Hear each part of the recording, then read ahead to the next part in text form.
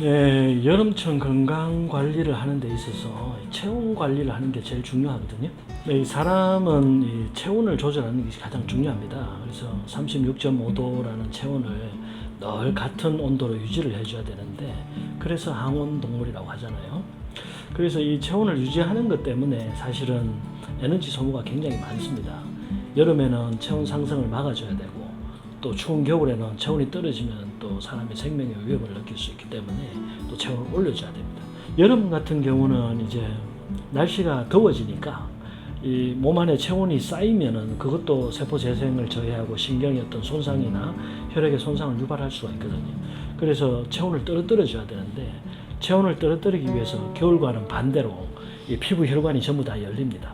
그래서 땀구멍이 커지고 땀을 막 흘리게 되고, 흘린 땀을 통해서 이제 체온을 발산을 시키는 거거든요.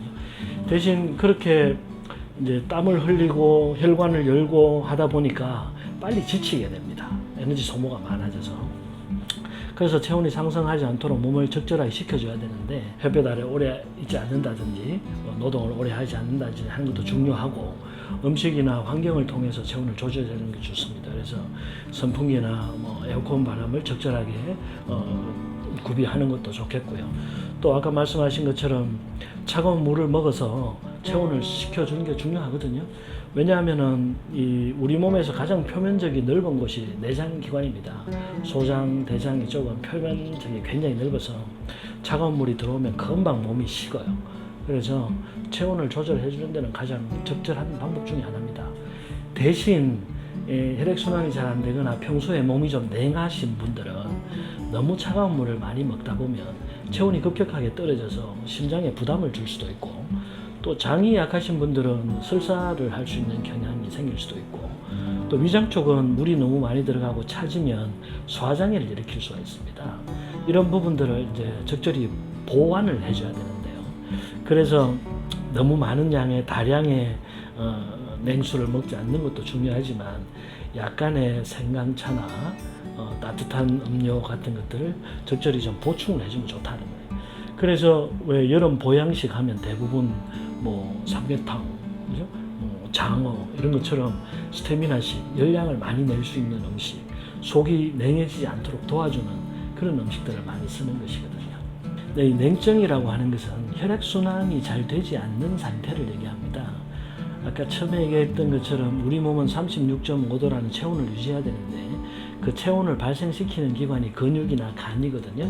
근육이나 간에서 에너지를 만들어서 그 에너지를 혈액에 실어서 온몸으로 보내게 됩니다.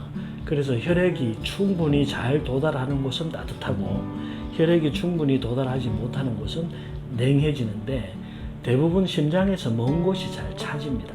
그래서 손이 차지고 발이 차지는 경우가 더 많은 것이고요.